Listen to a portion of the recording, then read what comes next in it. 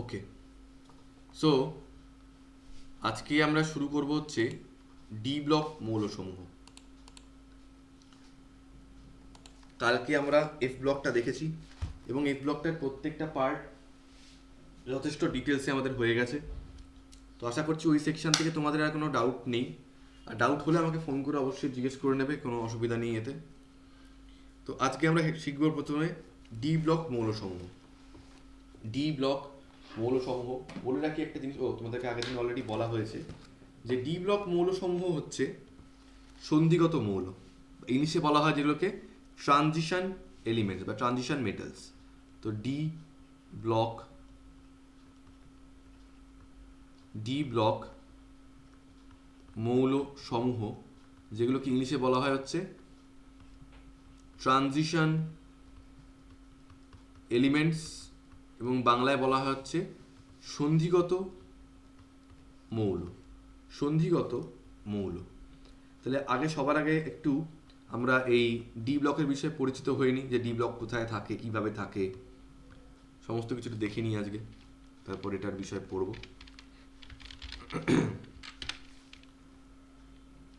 D block থাকে এমন একটা অদ্ভুত জায়গায় যার বাঁ দিকটায় থাকে এস ব্লক এবং ডান দিকটায় থাকে পি ব্লক। দিস ইজ এই গ্রুপ 3 থেকে শুরু করে গ্রুপ 12 অবধি 10টা গ্রুপ হচ্ছে ডি ব্লকের। এই 10টা হচ্ছে ডি ব্লকের group. From group 3 to group 12 there are total 10 groups. There are total 10 groups from group 3 to group 12. এদেরকে বলা হচ্ছে সন্ধিগত মৌল বা ট্রানজিশন এলিমেন্ট। ঠিক আছে, চ্যাপ্টার পড়ানোর খুব আগেই তোমাদেরকে বলে রাখি যে সন্ধিগত মৌল কাদেরকে বলা হয়, মানে সন্ধিগত মৌলের পারফেক্ট ডেফিনেশনটা কি। সন্ধিগত মৌলের পারফেক্ট ডেফিনেশনটা কি সেটা একটু বলে রাখি। সেটা হলো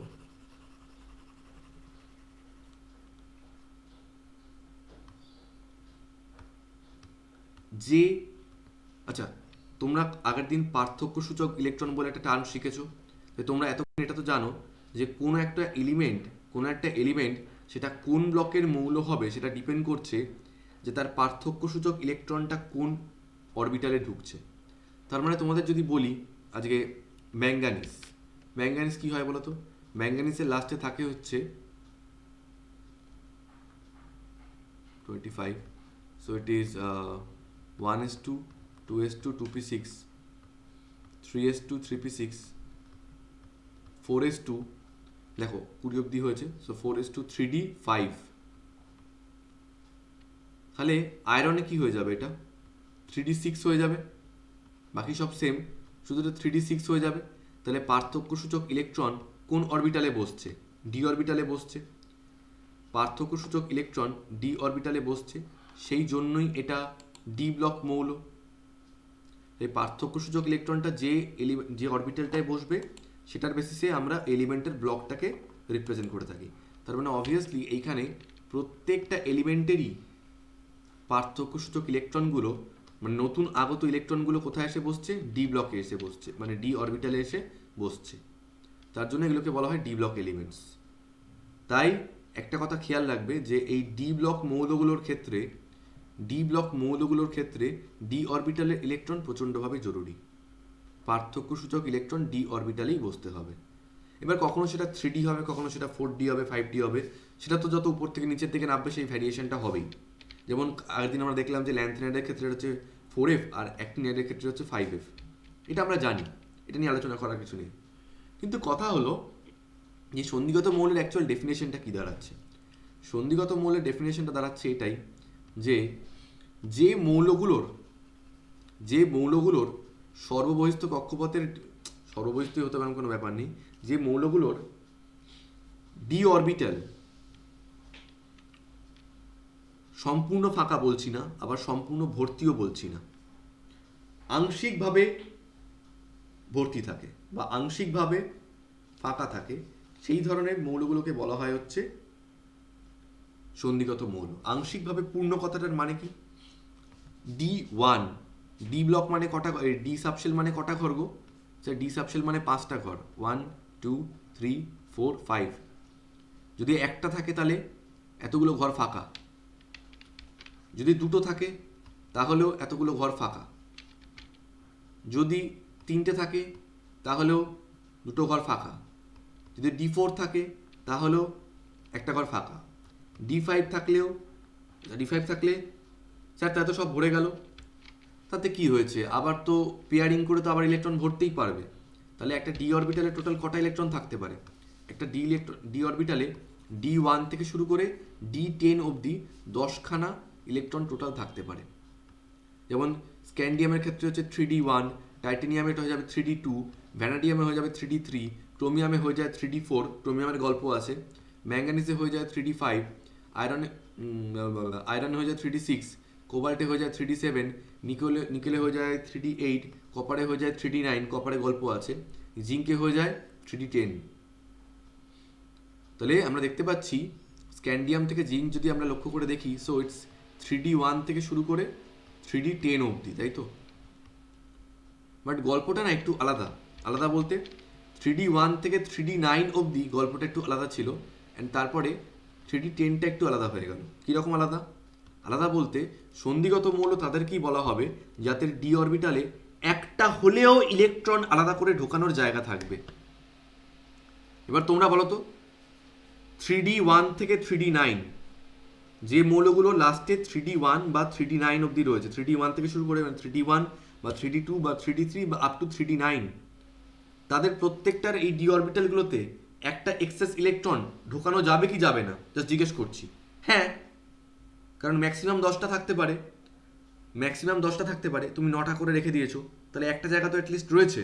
ওই একটা জায়গাও যদি খালি থাকে তাহলেই মৌলটাকে বলা হবে সন্ধিগত মৌল। কিন্তু যদি 3D10 কথা বলি, যেমন ধরো জিঙ্ক, স্যার জিঙ্কের ইলেকট্রনিক কনফিগারেশন কি হয়? এবার আমি তোমাদেরকে জিঙ্কের ইলেকট্রনিক কনফিগারেশন দেখাবো। জিঙ্কের ইলেকট্রনিক কনফিগারেশন কি হয়? জিঙ্কের ইলেকট্রনিক কনফিগারেশন হচ্ছে 1s2 2s2 2p6 3s2 3p6 4s2 3d10। এবার তো ডি অরবিটাল পুরো ভরে গেছে। ডি অরবিটাল যদি কমপ্লিটলি ফিল্ড হয়ে যায় তাহলে কি আর একটাও জায়গা খালি আছে? না, আর তো খালি নেই। তাহলে কি আমরা, তোমরা উত্তর দেবে, তাহলে কি আমরা জিঙ্ককে সন্ধিগত মৌল বলতে পারবো? Because according to the definition সন্ধিগত মৌল কাদেরকে বলা হবে? যে মৌলগুলোর ডি অরবিটালে অ্যাটলিস্ট একটা হলেও খালি জায়গা থাকবে ইলেকট্রন বসানোর জন্য, মানে D1 থেকে শুরু করে D9 অবধি। ভেরি গুড, তাহলে আমরা এটাকে সন্ধিগত মৌল বলতে পারবো না। ওকে, দ্যাটস ইট, ভেরি গুড, একদম ঠিক আছে। তাহলে আমরা কেন ওদেরকে ডি ব্লকের মধ্যে গুজে রেখে দিয়েছি? কারণ ডি ব্লক মানে তো সন্ধিগত মৌল, তাহলে জিঙ্ক, ক্যাডমিয়াম, মার্কারি, ওদেরকে আমরা কেন ডি ব্লকের মধ্যে গুজেছি? রাখা তো উচিত ছিল না। কারণ রাসায়নিক এবং ভৌত ধর্মের প্রচুর মিল পাওয়া যায়, এই জন্য জিঙ্ক, ক্যাডমিয়াম, মার্কারি এদেরকে আমরা ডি ব্লকের মধ্যে রেখে দিচ্ছি। কিন্তু তোমরা যদি ভালো করে ভেবে দেখো, শুধুমাত্র জিঙ্ক নয়, এর নিচে যে ক্যাডমিয়াম রয়েছে ও 4d10, তার নিচে যে মার্কারি রয়েছে সে 5d10, তাই এই এলিমেন্টগুলোর একটাকেও কিন্তু আমরা ডি ব্লকের মধ্যে রাখাটা উচিত ছিল না। হ্যাঁ, ডি ব্লকের এলিমেন্ট ঠিকই, কিন্তু সন্ধিগত মৌল এরা নয়। কারণ সন্ধিগত মৌল হতে গেলে একটা হলেও ইলেকট্রনের জায়গা খালি থাকতে হবে, কিন্তু এদের কোনো জায়গা খালিই নেই। তাই জন্য আমরা এদেরকে সন্ধিগত মৌল বলতে পারি না, কিন্তু ডি ব্লকে আমরা রাখছি কারণ এদের পার্থক্যসূচক ইলেকট্রনটা ডি অরবিটালে ঢুকছে এবং এদের সঙ্গে সন্ধিগত মৌলগুলোর রাসায়নিক এবং ভৌত ধর্মের প্রচুর মিল রয়েছে, এই জন্য আমরা রাখছি। বেশ ভালো কথা। তাহলে ডি ব্লকের বিষয়ে আমরা একটা মোটামুটি আলোচনা আইডিয়া পেলাম যে 3 থেকে শুরু করে 12 অবধি হয়। এবার আমি এদের ইলেকট্রনিক কনফিগারেশন নিয়ে আলোচনা করতে চাইছি। Now I am interested about their electronic configuration, but তার আগে আমি এটাও বলতে চাই যে এই যে পিরিয়ডিক টেবিলটা বানানো হয়েছে, কখনো ভেবে দেখেছো যে পিরিয়ডিক টেবিলের স্ট্রাকচারটা এরকম হলো কি করে? পিরিয়ডিক টেবিলের স্ট্রাকচারটা এরকম হলো কি করে সেটা ভেবেছো কখনো? দেখো,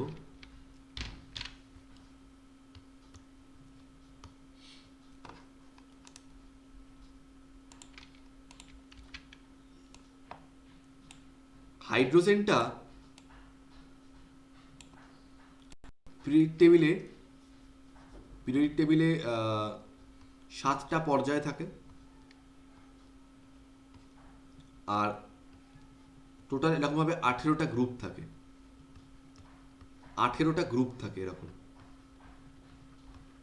তাই তো? কোন মৌল কোথায় বসবে কখন বসবে সেটা আমরা নির্ধারণ করি কি করে? ভাবা যাক কিভাবে নির্ধারণ করি। ধরো প্রথমে তোমাদেরকে বললাম আমি হাইড্রোজেন, হ্যাঁ, হাইড্রোজেন কি হয় গো? 1s1, তাই তো? বা ধরো বললাম লিথিয়াম, লিথিয়াম দিয়ে বোঝাই এটা আরো বেটার হবে। লিথিয়াম, লিথিয়াম হচ্ছে 3, মানে 1s2 2s1। এই তোমরা বলবে যে লিথিয়ামের পার্থক্য সূচক ইলেকট্রনটা কোথায় বসেছে? স্যার পার্থক্য সূচক ইলেকট্রন মানে ওই শেষ ইলেকট্রনটাকে আমরা পার্থক্য সূচক ইলেকট্রন বলি। কোথায় বসেছে? 2s এ বসেছে। তাই কনফিগারেশনটা কি হয়েছে? 2s1। তাই এর শেষ অরবিটালটাকে তোমরা দেখবে, পার্থক্য সূচক ইলেকট্রনটা যেখানে গিয়ে বসেছে ওই অরবিটালটাকে তোমরা স্টাডি করবে। তো স্যার ওটা আছে 2s1, ওকে 2s1। খেয়াল রাখবে প্রথম এই নাম্বারটা রিপ্রেজেন্ট করে হচ্ছে পিরিয়ড, যেটাকে বাংলায় বলে পর্যায়। তাহলে কত নম্বর পর্যায়? স্যার 2 নম্বর পর্যায়। এইটা রিপ্রেজেন্ট করে, এই অরবিটালটা রিপ্রেজেন্ট করে ব্লক। তাহলে পিরিয়ড নাম্বারটা 2 আর ব্লকটা কি হবে? এস। আর উপরে এই ইলেকট্রন সংখ্যাটা রিপ্রেজেন্ট করে হচ্ছে ব্লকের গ্রুপ নাম্বার। তাহলে গ্রুপ নাম্বার কত হবে? স্যার গ্রুপ নাম্বার হবে হচ্ছে 1। তাহলে এবার বলো তো মডার্ন পিরিয়ড টেবিলে লিথিয়ামের পজিশনটা কি হলো? Sir second period, S block, group 1। মানে কোথায় হবে? এই যে সেকেন্ড পিরিয়ড, এস ব্লক মানে হচ্ছে গ্রুপ 1 অ্যান্ড গ্রুপ 2, তার গ্রুপ 1। এটা হচ্ছে লিথিয়ামের পজিশন। এভাবে আমরা পজিশন বার করতে পারি। আচ্ছা তোমাদেরকে যদি বলি যে স্যার ফসফরাস কোথায় বসবে? ফসফরাস হচ্ছে 15, তো 1s2 2s2 2p6 3s2 3p3। পার্থক্য সূচক ইলেকট্রন কোথায় বসেছে? লাস্ট অরবিটাল 3p তে। তাহলে ওটা কনফিগারেশনটা দেখি আমরা। 3p3 কি বলেছি? এই সামনের নাম্বারটা রিপ্রেজেন্ট করে পর্যায় বা পিরিয়ড। কত নম্বর পিরিয়ড তাহলে? Sir third period. কি block? P block. P block কোনটা? এই 3 থেকে শুরু করে 18 অবধি, 13 থেকে শুরু করে 18 অবধি। আচ্ছা, আর এই ইলেকট্রন নাম্বারটা কি রিপ্রেজেন্ট করে? Group number. এবার তোমরা খুঁজছো এমা স্যার এখানে তো 3 নম্বর বলে কোনো গ্রুপ নেই, এখানে তো 13 থেকে 18। আরে এই 3 মানে হচ্ছে পি ব্লকের 3 নম্বর গ্রুপ। তো পি ব্লকের 3 নম্বর গ্রুপ কোনটা হবে? 13 হচ্ছে 1 নম্বর, 14 হচ্ছে 2 নম্বর, তাহলে 15 হচ্ছে 3 নম্বর। তাহলে থার্ড পিরিয়ড আর third group of P block. এই পটাশিয়াম এখানে বসে রয়েছে। হ্যাঁ হ্যাঁ, পটাশিয়াম না phosphorus, sorry phosphorus not potassium. Potassium তো কে, ছি ছি ছি ছি। ফসফরাস এখানে ঘাপটি মেরে বসে আছে, তাই তো? তাহলে এইভাবে কিন্তু আমরা যে কোনো এলিমেন্টের পজিশন ডিটারমাইন করতে পারি পিরিয়ডিক টেবিলে। I think it is clear, বুঝতে পেরেছো? তো এটা আমি কেন দেখালাম? নাও লেটস টক অ্যাবাউট, আচ্ছা আরেকটা কথা, হিলিয়ামের একটা এক্সেপশনাল ব্যাপার আছে। হিলিয়াম এখানে ঘুঘু পাখির মতো বসে রয়েছে, but helium is actually 1s2। Helium is 1s2। তো 1s2 মানে কি হওয়া উচিত ছিল? First period, S block, second group. তার মানে হাইড্রোজেনের ঠিক পাশেই হওয়া উচিত ছিল। কিন্তু যেহেতু হিলিয়াম একটা ইনার্ট এলিমেন্ট আর সমস্ত ইনার্ট এলিমেন্টগুলো এভাবে গ্রুপ 18-এ বসছিল, তাই হিলিয়ামকেও আমরা নিয়ে এসে এই গ্রুপ 18-এ প্লেস করেছি। বাট যদিও হিলিয়ামটা থাকা উচিত ছিল এই হাইড্রোজেনের পাশে, এটা 1s2 হওয়া সত্ত্বেও এটাকে আমরা ওই পি ব্লকের গ্রুপ 18-এ নিয়ে গিয়ে চলে গেছি। কেন? কারণ এটা একটা ইনার্ট এলিমেন্ট, কারোর সঙ্গে কোনো রিয়াক্ট করে না, বন্ড তৈরি করে না, সেই জন্য ওকে আমরা ইনার্ট বা নোবেল গ্যাসের সঙ্গেই প্লেস করেছি। বুঝতে পারলে? ভালো কথা, কোনো অসুবিধা নেই। এখন কথা হলো যে ডি ব্লকের ইলেকট্রনিক কনফিগারেশনগুলো তাহলে আমরা দেখি। ডি ব্লকের ইলেকট্রনিক কনফিগারেশন দেখা যাক। কাকে দিয়ে শুরু করব? প্রথম ডি ব্লক এসছে হচ্ছে, এবার এটা তোমরা খাতায় একটু নোট করতে পারো চাইলে, যেটা আমি এখন করাচ্ছি। প্রথম ডি ব্লক এসছে হচ্ছে, এই ব্লকটাকে না মুছে দিচ্ছি, এটা তার দরকার নেই এখন আমাদের, পরে নেব। প্রথম ডি ব্লক আমাদের এসছে হচ্ছে স্ক্যান্ডিয়ামে, ডি ব্লক এলিমেন্ট স্ক্যান্ডিয়ামে, স্ক্যান্ডিয়াম এই যে।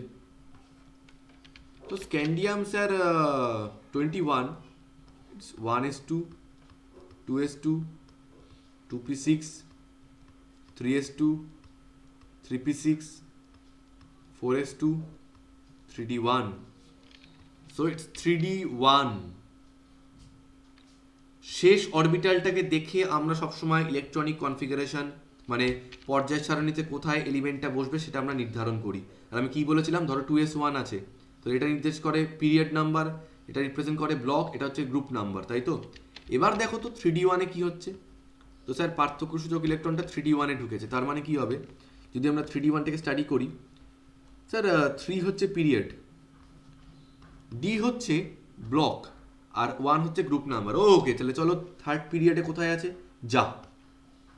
থার্ড পিরিয়ডে তো ডি ব্লকটাই নেই, শুরু হচ্ছে ফোর্থ পিরিয়ড থেকে। না, হয়ে গেল ক্যাচাল, হয়ে গেল ক্যাচাল। যেখানে স্ক্যান্ডিয়াম বসা উচিত ছিল third period group D block group number 1, group number 1 মানে ডি ব্লকের হলে হচ্ছে গ্রুপ 3, ওটা বেসিক্যালি ডি ব্লকের গ্রুপ নাম্বার 1 মানে হচ্ছে পিরিয়ড টেবিলে গ্রুপ 3 যাত্রী। থার্ড পিরিয়ডে ডি ব্লকটাই নেই, তাহলে কেন এরকম হলো? তাহলে কোথায় গিয়ে বসেছে ওটা? ফোর্থ পিরিয়ডে গিয়ে বসেছে, ব্যাস। ওটা ফোর্থ পিরিয়ডে গিয়ে কেন বসতে গেল? কি জ্বালাতন, কে বলতে পারবে? ফোর্থ পিরিয়ডে গিয়ে কেন বসলো? কারণ ভালো করে বোঝো, অলরেডি লক্ষ্য করে দেখো, তোমরা এই ছোটবেলায় যখন আউটবাউ করেছিলে 1s 2s 2p 3x 3p, তারপরে 3d না এসে 4s চলে আসে, তাই না? তার মানে 3dতে ইলেকট্রন ঢোকার আগে অলরেডি ফোর্থ শেল খুলে গেছে। 3dতে ইলেকট্রন ঢোকার আগে অলরেডি ফোর্থ শেল খুলে গেছে। তোমরা যখন ইনঅর্গানিক কেমিস্ট্রি পড়ছো তখন কি জেনেছো? যত উপর থেকে নিচের দিকে নামা হয় কক্ষপথের সংখ্যা বৃদ্ধি পায় না? এবং নিয়ম করে দেখবে, প্রথম কক্ষপথে যারা থাকে তাদের একটা কক্ষপথ, মানে প্রথম পর্যায়ে যারা থাকে হাইড্রোজেন আর হিলিয়াম তাদের একটা কক্ষপথ, দ্বিতীয় পর্যায়ে যারা থাকে তাদের দুটো কক্ষপথ, তৃতীয় পর্যায়ে যারা থাকে তারা তিনটে কক্ষপথ। কিন্তু স্ক্যান্ডিয়ামের তো অলরেডি 4টে কক্ষপথ হয়ে গেছে, তাহলে আমরা থার্ড পিরিয়ডে কী করে প্লেস করবো ওদেরকে? স্ক্যান্ডিয়ামকে আমরা কী করে থার্ড পিরিয়ডে রাখবো? তাই যেহেতু 4 নম্বর কক্ষপথ অলরেডি ওর খুলে গেছে, তাই লাস্ট অরবিটালটা 3D1 হলেও তোমাকে ওটাকে বসাতে হচ্ছে ফোর্থ পিরিয়ডে। সবাই কি বুঝতে পারলে আমি কি এক্সেপশনাল কথাটা বললাম? আমি বলছি যেহেতু ফোর্থ পিরিয়ড খুলে গেছে, তাই 3D1 হওয়া সত্ত্বেও ওকে আমরা থার্ড পিরিয়ডে বসাতে পারলাম না, ওকে বসাতে হলো আমাকে ফোর্থ পিরিয়ডে এসে। বাট প্যাটার্নটা আমরা সেমই রাখলাম, সেম রাখলাম, মানে D block group number 1, group number 1 মানে ডি ব্লকের গ্রুপ নাম্বার 1 কে? গ্রুপ 3। তাই যেখানে তোমরা এক্সপেক্ট করেছিলে যে স্ক্যান্ডিয়ামটা বসবে 3 নম্বর পর্যায় group D, group block D group 3, কিন্তু আমরা বসালাম কোথায়? 4 নম্বর পর্যায় ব্লক ডি গ্রুপ 3। এই একটা নেমে গেল কেন নিচের দিকে? কারণ আমরা পর্যায় সারণী কক্ষপথ বরাবর করি। প্রথম পর্যায়ে সবকটার একটাই কক্ষপথ থাকবে, দ্বিতীয় পর্যায়ে সবকটার দুটো কক্ষপথ থাকবে, তৃতীয় পর্যায়ে সবকটার 3টে কক্ষপথ থাকবে। তাই তোমাদের যদি এতই বাসনা যে স্ক্যান্ডিয়ামটাকে 3 নম্বর পর্যায়ে বসাবে, তো বসাও, পর্যায় সারণীকে ভায়োলেট করে ফেলো, তোমরা পর্যায় সারণীকে নষ্ট করে ফেলো। তখন তোমরা জীবনে কিন্তু এই কান্নাকাটিটা করো না যে দাদা আমাদের কেন ইনঅর্গানিক কেমিস্ট্রিতে আমাদের কেন প্যাটার্নটা মিলছে না।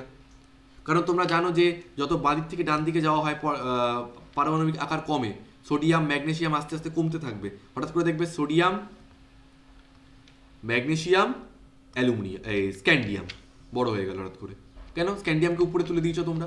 আরে কক্ষপথ অনুযায়ী তো বসাতে হয়।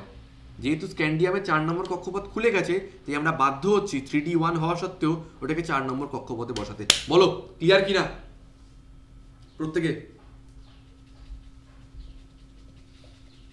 That's the spirit.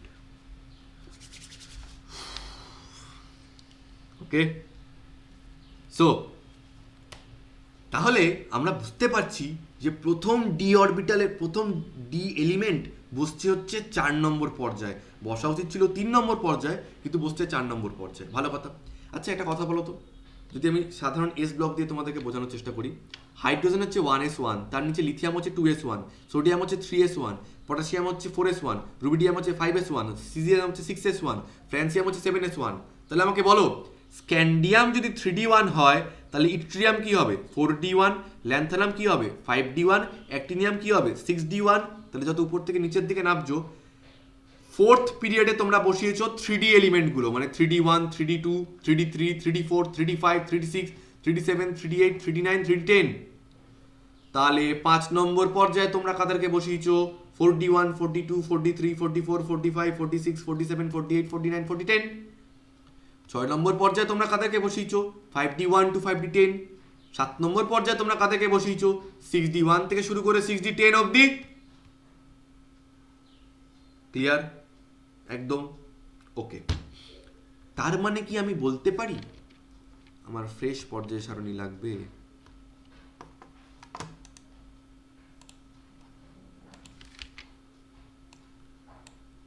সো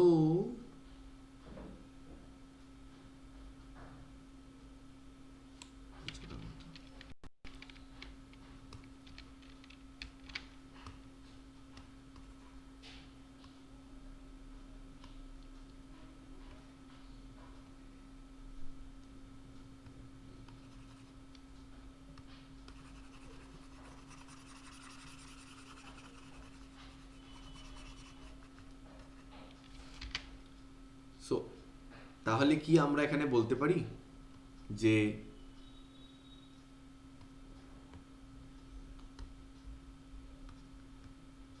এই যে পর্যায় সারণীর 4 নম্বর পিরিয়ড, 4 নম্বর পর্যায় যেখানে আমরা 3D এলিমেন্টগুলোকে বসাচ্ছি, তাই এই 4th পিরিয়ডে থাকা স্ক্যান্ডিয়াম থেকে শুরু করে জিঙ্ক অবধি এই যে ডি ব্লকের সিরিজটা ফ্রম 3D1 টু 3D10, এটাকে আমরা কি বলতে পারি যে 3D সিরিজ বা 3D শ্রেণী, শ্রেণী না শ্রেণী, 3D শ্রেণী বলা যায়। ওকে, তাহলে ওর নিচেরগুলো কি 4D, 4D1, 4D2 এরভাবে। তাহলে 5 নম্বর পর্যায়ে থাকা ইট্রিয়াম থেকে শুরু করে ক্যাডমিয়াম অবধি, ইট্রিয়াম থেকে শুরু করে ক্যাডমিয়াম অবধি এদেরকে কি আমরা বলতে পারি 4D শ্রেণী। 6 নম্বর পর্যায়ে থাকা ল্যান্থানাম থেকে শুরু করে মার্কারি অবধি এই মৌলগুলোকে 3D1 থেকে শুরু করে 5D1 থেকে শুরু করে 5D10 অবধি আমি কি বলতে পারি 5D শ্রেণী। এবং 7 নম্বর পর্যায়ে অ্যাক্টিনিয়াম থেকে শুরু করে স্কোপারনিসিয়াম অবধি এই 10টা এলিমেন্টকে কি আমি বলতে পারি, কারণ এরা 6D1 থেকে শুরু করে 6D10 অবধি, দেখে 6D সারি বলতে পারি। তাহলে মেক ইট ক্লিয়ার যে স্যার পিরিয়ডিক টেবিলের 4 নম্বর পর্যায়ে থাকে 3D সারি, 5 নম্বর পর্যায়ে থাকে 4D সারি, 6 নম্বর পর্যায়ে থাকে 5D সারি, 7 নম্বর পর্যায়ে থাকে 6D সারি। তাহলে ঠিক পর্যায়ের থেকে একটা করে কম হবে, 4 নম্বর পর্যায়ে 3D, 5 নম্বর পর্যায়ে 4D, 6 নম্বর পর্যায়ে 5D, 7 নম্বর পর্যায়ে 6D। Clear to everyone? ওকে, আরেকটা কথা, তাহলে আমরা দেখতে পাচ্ছি যে প্রথম সন্ধিগত সারি, যেটাকে ইংলিশে বলা হয় ফার্স্ট ট্রানজিশন সিরিজ, কোনটাকে বলা হচ্ছে প্রথম সন্ধিগত সারি? কোনটা? ওই যে স্ক্যান্ডিয়াম থেকে জিঙ্ক প্রথম যেটা রয়েছে, এটা হচ্ছে প্রথম সন্ধিগত সারি, এটা হচ্ছে দ্বিতীয় সন্ধিগত সারি, এটা তৃতীয় সন্ধিগত সারি, এটা চতুর্থ সন্ধিগত সারি। তাহলে প্রথম সন্ধিগত সারি কোথায় রয়েছে স্যার? 4 নম্বরে। এই 4 নম্বর পর্যায়, পর্যায় সারণীর 4 নম্বর পর্যায় এই 3D সারিকেই বলা হয় হচ্ছে প্রথম সন্ধিগত সারি। তাই 3D সারি 4 নম্বর পর্যায়ের 3D সারিকেই আমরা বলি হচ্ছে প্রথম সন্ধিগত সারি। 5 নম্বর পর্যায়ের এই 4D সারিকে আমরা বলি হচ্ছে দ্বিতীয় সন্ধিগত সারি। 6 নম্বর পর্যায়ে 5D সিরিজকে আমরা বলি হচ্ছে তৃতীয় সন্ধিগত সারি। এবং সপ্তম পর্যায়ে 6D সিরিজ বা 6D সারিকে আমরা বলি হচ্ছে চতুর্থ সন্ধিগত সারি, যার প্রত্যেকটায় 10টা করে মৌল রয়েছে। তোমাদের যখন আগের দিন কালকে রাতে আমি ওই জার্কোনিয়াম আর হাফনিয়াম বোঝাচ্ছিলাম, মনে করে দেখবে ওরা মানে ওই ধর্মের মিলটা বলেছিল দ্বিতীয় সন্ধিগত সারি এবং তৃতীয় সন্ধিগত সারির মধ্যে।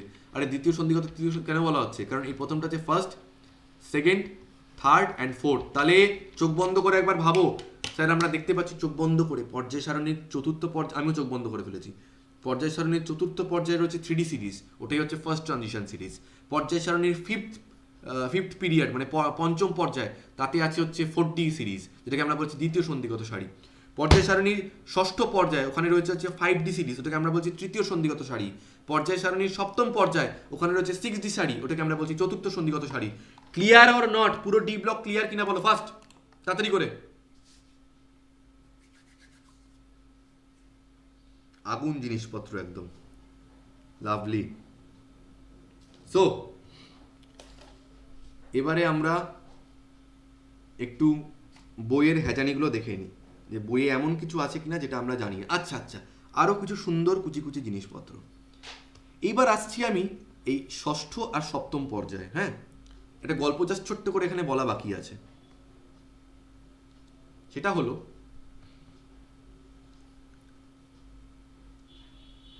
ষষ্ঠ পর্যায়ে তৃতীয় গ্রুপ ল্যান্থানামকে দেখতে পাওয়া যাচ্ছে 57। ষষ্ঠ পর্যায়ের চতুর্থ গ্রুপ ল্যান্থানামের পাশে রয়েছে হ্যাফনিয়াম 72। মাঝখানে তোমরা অ্যান্সার দেবে, মাঝখানে 58 থেকে 71 কোথায় নিখোঁজ?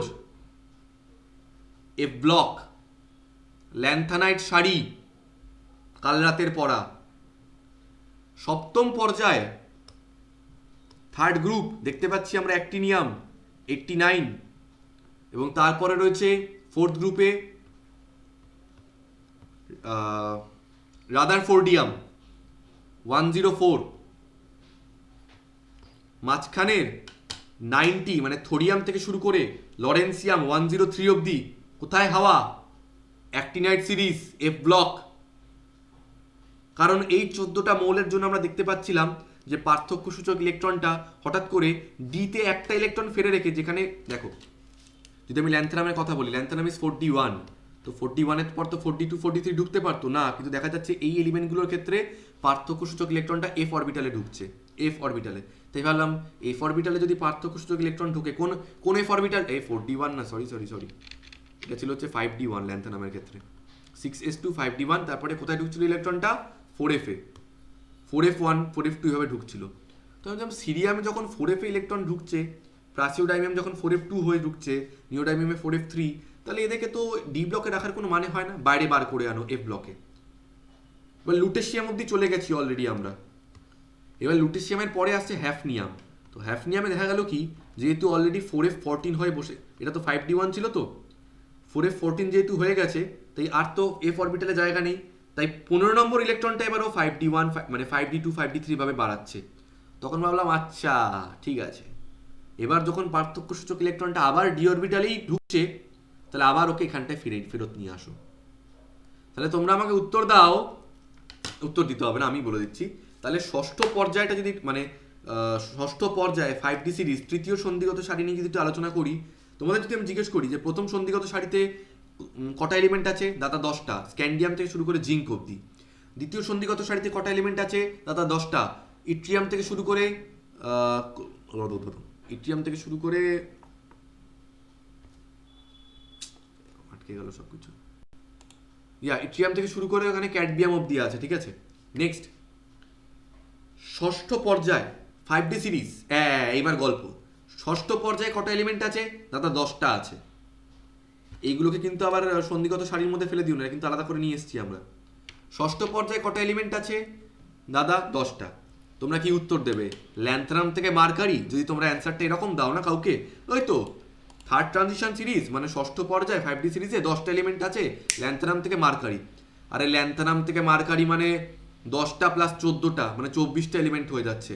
তোমরা সিরিয়াম থেকে লুটেশিয়ামকেও ওর ভিতরে ঢুকিয়ে দিচ্ছ, তাই তোমাদের অ্যান্সারটা এরকম বলতে হবে যে ও ষষ্ঠ পর্যায়ে 5d সিরিজে হচ্ছে ল্যান্থানাম এবং হ্যাফনিয়াম থেকে মার্কারি অবধি আছে, ঠিক আছে। আর সেভেন্থ পিরিয়ড 6d সিরিজ কি বলবে? ওখানে 10টা এলিমেন্ট মানে কি? অ্যাক্টিনিয়াম থেকে কোপারনিসিয়াম, তাহলে তো কিন্তু 24টা হয়ে যাবে। 24টা কেন?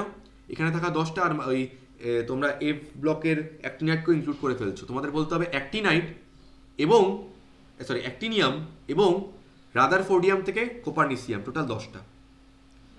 অ্যাক্টিনিয়াম এবং রাদারফোর্ডিয়াম থেকে কোপারনিসিয়াম 10টা, কিন্তু উপরের দুটো সিরিজ ওখানে ডিরেক্টলি বলে দিচ্ছিলাম, স্ক্যান্ডিয়াম থেকে জিঙ্ক, ইট্রিয়াম থেকে ক্যাডমিয়াম। তারপরেরটা কি বলতে হলো? ল্যান্থানাম এবং হ্যাফনিয়াম থেকে মার্কারি। তারপরটা কি বলতে হলো? অ্যাক্টিনিয়াম এবং রাদারফোর্ডিয়াম থেকে কোপারনিসিয়াম। কেউ আটকাতে পারবে না তোমাদের এগুলো। সো এবার আমরা বইয়ের লেখাগুলো একটু পড়ে নেবো, যে আমরা যা যা শিখেছি এখনো পর্যন্ত বই আমাদের থেকে কিছু বেশি জানে কিনা। আচ্ছা, আরেকটা কথা হচ্ছে, বইয়ের পড়ার আগে একটু ইলেকট্রনিক কনফিগারেশনটা আমরা বুঝে নিই, যে সাধারণ ইলেকট্রন বিন্যাসটা কি হচ্ছে। সাধারণ ইলেকট্রন বিন্যাসটা বুঝে নিই, তারপরে আমরা বইয়ের লেখাতে যাচ্ছি। আচ্ছা, তো আমি একদম কি করব, আমি যে কোনো একটা গ্রুপ ধরেই তোমাদেরকে, যে কোনো একটা পিরিয়ড ধরেই তোমাদেরকে শেখাবো। তো চলো আমরা প্রথম সন্ধিগত সারিটা থেকেই শিখি। আমরা প্রথম সন্ধিগত সারি থেকেই শিখছি। প্রথম সন্ধিগত সারি মানে হচ্ছে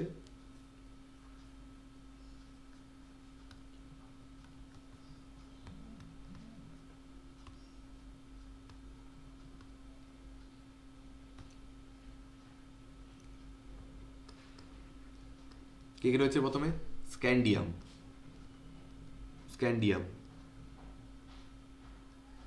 স্ক্যান্ডিয়াম কি হয়? 1s2 2s2 2p6 3s2 3p6 খাতায় নোট করবে, হ্যাঁ। 4s2 3d1। আচ্ছা দেখো তো আপ টু 3p6 এটা আর্গানের সঙ্গে সেম কি না? ইয়েস। তাই আমি এটাকে এভাবে লিখতে পারি যে থার্ড ব্র্যাকেট আর্গান আর এক্সট্রা পার্ট রয়েছে 4s2 3d1, ইয়েস লিখতেই পারি। তাহলে স্ক্যান্ডিয়ামের পর টাইটেনিয়াম কি হয়ে যাবে? টাইটেনিয়াম হবে হচ্ছে আর্গান 4s2 3d2। টাইটেনিয়ামের পরে ভ্যানাডিয়াম কি হবে? 23। তাহলে এক মিনিট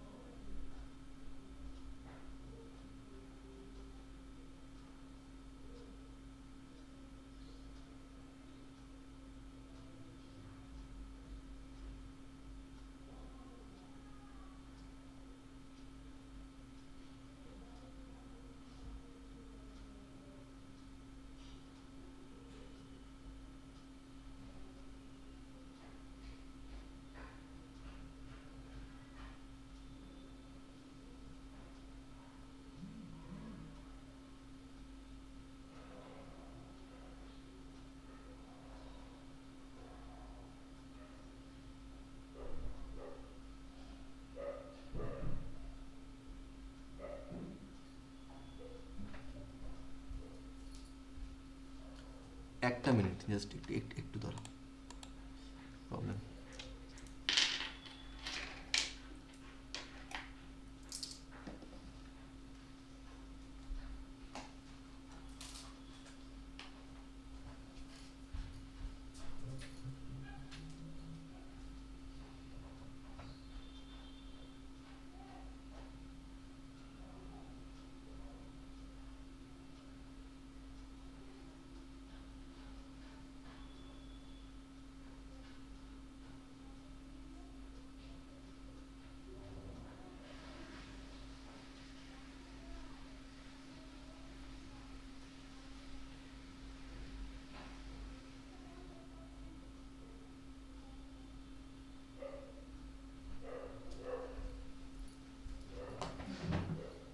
ইয়া, সো আমি বলছিলাম about electronic configuration, right?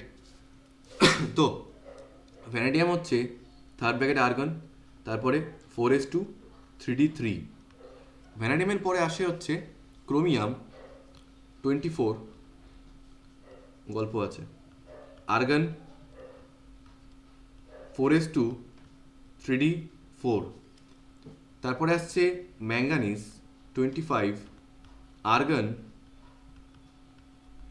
4s2 3d5। তারপরে আসছে আয়রন, আর্গন 4s2 3d6। তারপরে আসছে কোবাল্ট, আর্গন 4s2 3d7। তারপরে আসছে নিকেল, আর্গন 4s2 3d8। তারপরে আসছে কপার, আর্গন 4s2 3d9। তারপরে আসছে জিঙ্ক, আর্গন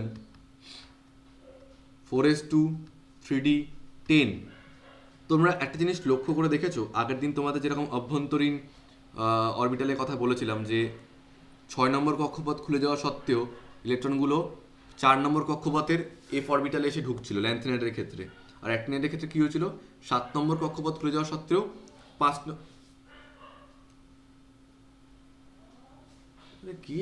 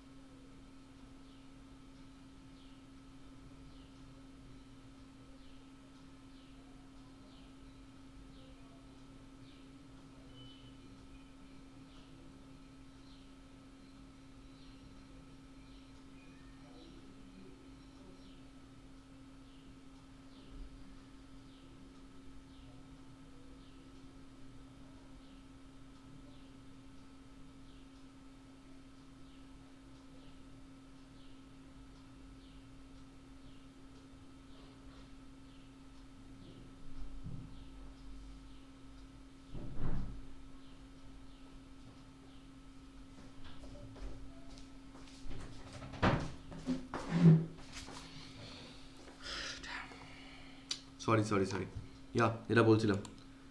সো তাহলে আমরা স্ক্যান্ডিয়াম থেকে যদি জিঙ্ক অবধি ফলো করি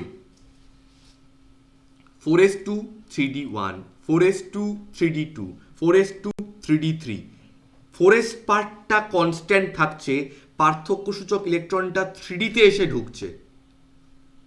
তাহলে আমাকে বলো তো এই মৌলগুলোর ক্ষেত্রে সর্ববহিস্থ কক্ষপথ কোনটা? দাদা, যদি আমরা এই প্রত্যেকটা মৌলকে দেখি তাহলে এই প্রত্যেকটা মৌলের 4টে করে কক্ষপথ রয়েছে। সর্ববহিস্থ কক্ষপথ হচ্ছে 4 নম্বরটা, সর্ববহিস্থ কক্ষপথ হচ্ছে 4 নম্বরটা, কিন্তু ইলেকট্রনটা ঢুকছে এসে 3 নম্বর কক্ষপথের ডি অরবিটালে। ইলেকট্রনটা ঢুকছে এসে 3 নম্বর কক্ষপথের ডি অরবিটালে, ঠিক আছে? তাহলে এবার তোমরা আমাকে উত্তর দাও, এটার ইলেকট্রনিক কনফিগারেশন আমি যদি বলি সাধারণ ইলেকট্রন বিন্যাস, তাহলে কি বলা যায় যে 4s2 3d 1 থেকে 10?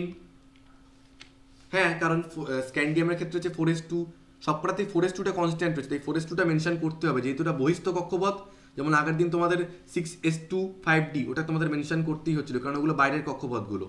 সেরকমভাবে এখানে বাইরের কক্ষপথ কোনটা? 4s4, তার অরবিটাল 4s2টা তোমাদের মেনশন করতেই হবে। তার সঙ্গে পার্থক্য সূচক ইলেকট্রনটা কোথায় এসে বসছে? 3d-তে এসে বসছে। 3d1, 3d2, 3d3, এরকম করতে করতে আপ টু 3d10 অবধি। তাহলে একটা কথা বলো তো, এইখানে না হয় 4s2 3d থেকে 3d1 থেকে 3d10 অবধি হলো, তার পরেরটায় কি হবে তাহলে? 5s2 4d1 থেকে 10, মানে কোনটায়? 5d সিরিজের ক্ষেত্রে। এই তাহলে সরি 5d না, 4d সিরিজের ক্ষেত্রে। তাহলে 5d সিরিজের ক্ষেত্রে কি হবে? 6s2 5d 1 থেকে 10। 6d সিরিজের ক্ষেত্রে কি হবে? 7s2 6d 1 থেকে 10। তাহলে আমাকে বলতে পারবে যে ডি ব্লকের জেনারেল ইলেকট্রনিক কনফিগারেশন আমরা কি লিখব? দাদা, ডি ব্লকের জেনারেল ইলেকট্রনিক কনফিগারেশন আমরা লিখব হচ্ছে ns2 n-1 d 0 থেকে 0 না 1 থেকে 10। Clear to everyone or not? ns2 n-1 d 1 থেকে 10, বলো ক্লিয়ার কি?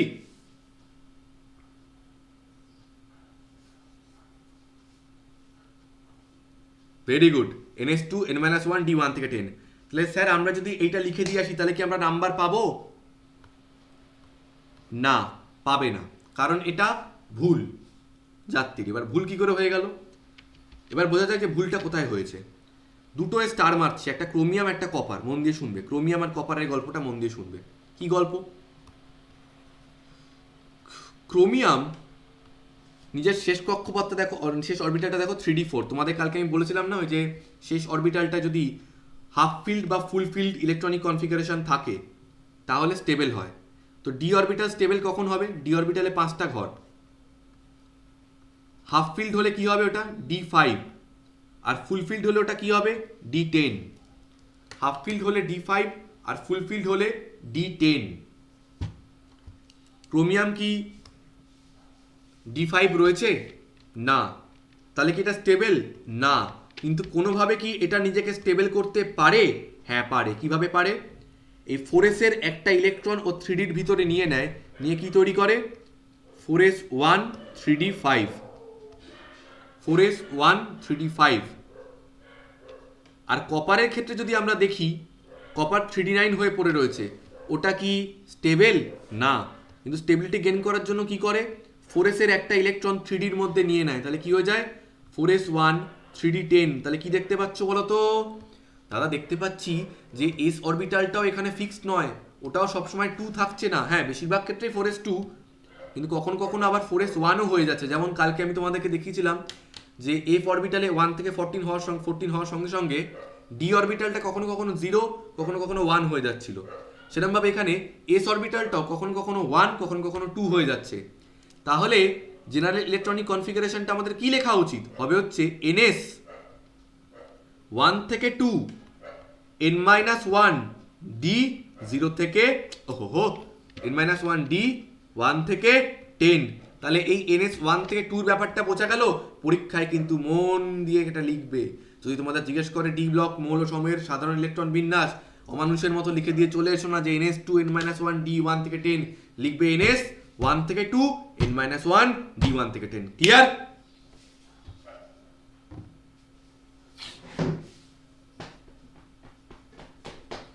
বেসিক সমস্ত ইনফরমেশন আমাদের ডি ব্লকের বিষয় কমপ্লিট। সো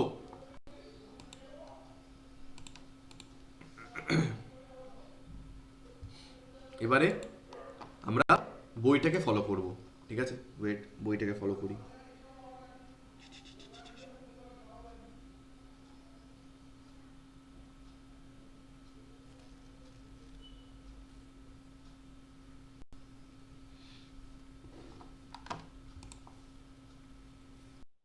একটা করে পার্ট নেব। প্রথমে একদম বেসিক থেকে শুরু করছি, আমি যা যা বলেছি।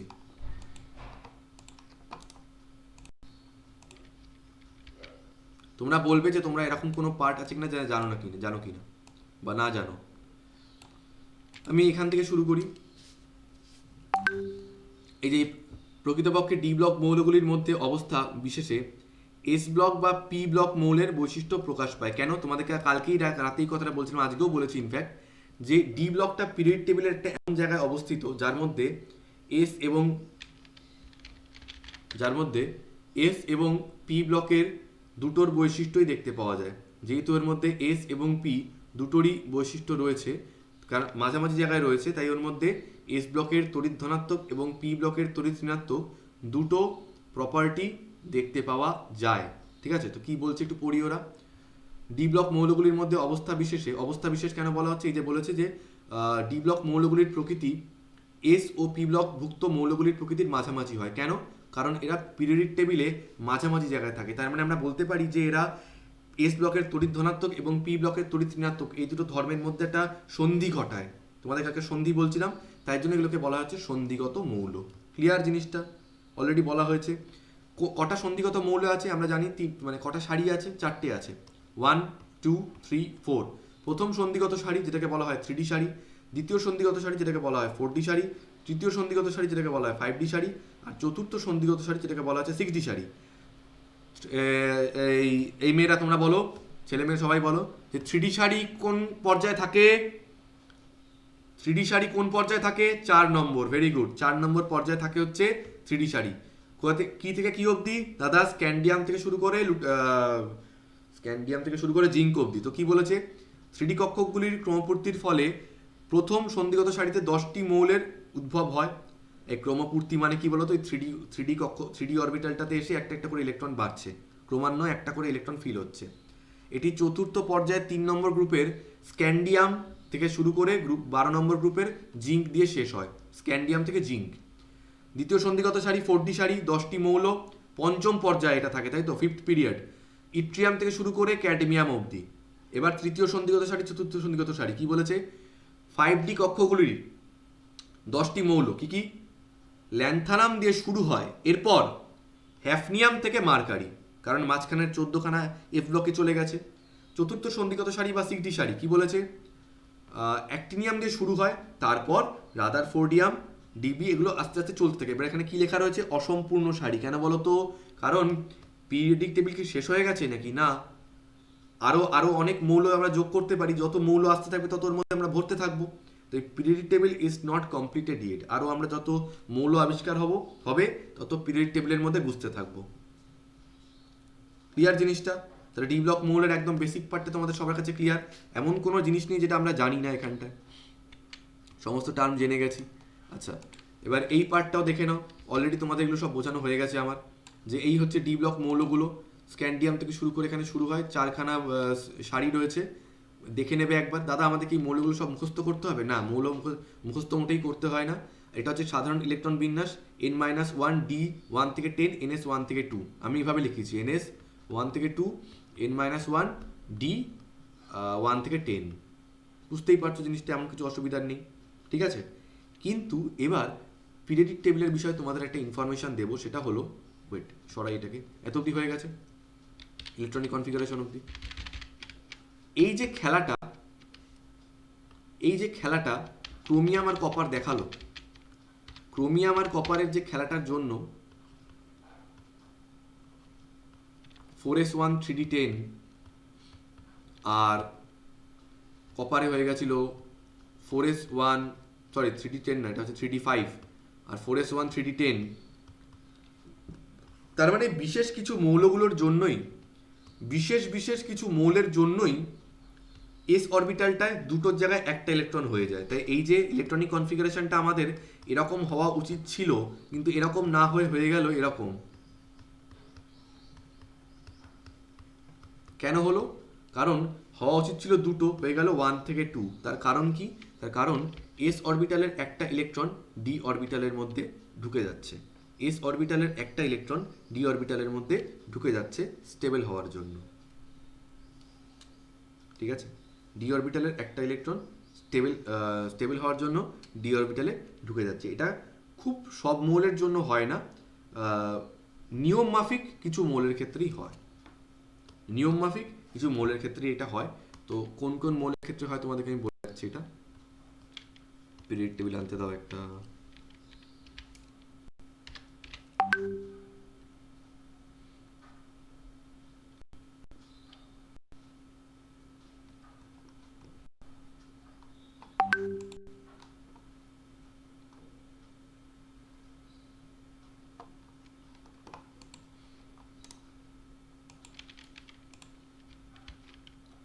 ইয়া সো দাদা, কোন কোন মৌল এরকম বিদঘুটে কাজ কারবার করবে? বিদঘুটে কাজ কারবার মানে মানে কারা নিজেদের এস অরবিটালের ইলেকট্রন ডি অরবিটালে নিয়ে গিয়ে ফেলে দেবে ডি অরবিটালটাকে স্টেবল করার জন্য। ডি অরবিটালের ইলেকট্রনটাকে নিয়ে গিয়ে ফেলে দেবে, এস অরবিটালের ইলেকট্রনটাকে নিয়ে গিয়ে ফেলে দেবে ডি অরবিটালের মধ্যে, যাতে স্টেবল হতে পারে। যেমন দেখো একটা কথা, ক্রোমিয়াম ছিল হচ্ছে, কৌশলী একটু আনমিউট করে একটা কথা বলবে। ক্রোমিয়াম ছিল হচ্ছে 4s2 3d4, পরে 3d5 হচ্ছে, সেটার বিষয়ে আমি বলছি না, ছিল 4s2 3d4। তাহলে মলিবডেনাম কি ছিল গো? 5s2 4d4। ইয়া 5s2 4d4। দেখো ঠিক একটা একটা করে বেড়েছে। সেরকম ভাবে বৈশালী কপার তো ছিল 4s2 3d9, পরে যাবে 3d10 এ, একটা 3d10 হয়ে যাবে। তাহলে সিলভারটা কি ছিল? 5s2 4d9। 5s2 4d9। Aurum মানে গোল্ড কি ছিল? 6s2 4d9, তাই তো? তো এখন দেখা যাচ্ছে যে এই, হ্যাঁ এটা 5d হবে, sorry 6s2 5d9, 6s2 5d9, it is 6s2 5d9। আচ্ছা, এই যে আরজি বলে যে এলিমেন্টটা, ওটা কিরকম হবে? কিরকম হবে ওটা?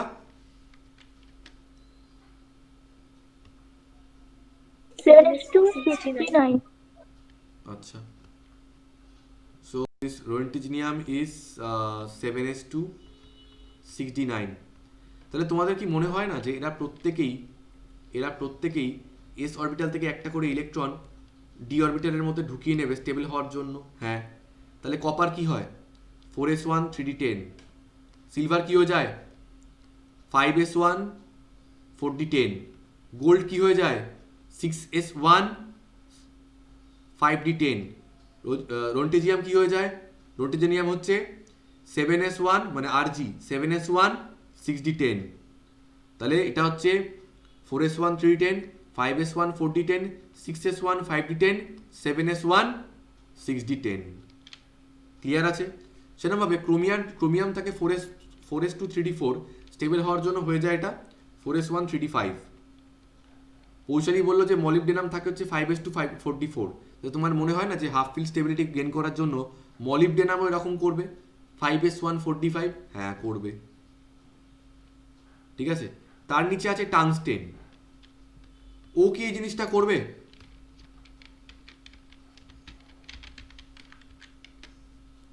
বলো, টাংস্টেনও কি করবে এই জিনিসটা? টাংস্টেন হচ্ছে তার মানে 6s2 5d4। তো টাংস্টেনও কি নিয়ে যাবে? না, টাংস্টেন এসজি এরা পারে না। তাহলে গ্রুপ সিক্সের ক্ষেত্রে শুধুমাত্র কারা পাচ্ছে? ক্রোমিয়াম পাচ্ছে আর মলিবডেনাম পাচ্ছে, আর কেউ পারে না। ক্রোমিয়াম পাচ্ছে আর মলিবডেনাম পাচ্ছে, কিন্তু গ্রুপ ইলেভেনে কিন্তু সবাই পাচ্ছে। কেন বলো তো? এরা ভাবছে একটা ইলেকট্রন যদি নিয়েও যাই, টাংস্টেনে কি হয়, এটা অনেক বড় হয়ে যায়, তো ডি অরবিটাল আর এস অরবিটালের মধ্যে অনেকটা ডিফারেন্স তৈরি হয়ে যাচ্ছে। ইলেকট্রন নিয়ে যেতে অনেকটা হাই অ্যামাউন্ট অফ এনার্জি লাগে, আর নিয়ে গিয়ে দেখছে হাফ ফিল্ড স্টেবিলিটি পাচ্ছে, ও এমন কিছু লাভ হচ্ছে না। কিন্তু এগুলোর ক্ষেত্রে কি হচ্ছে, আরে ভাই চল চল গেলে অ্যাটলিস্ট ফুল ফিল্ড স্টেবিলিটি পাবো, D10 হয়ে যাবে। তার জন্য এই গ্রুপ ইলেভেনে থাকা সবাই, সবকটা এলিমেন্টই কিন্তু এস এর একটা অরবিটাল ডি অরবিটালে ফেলে দিচ্ছে।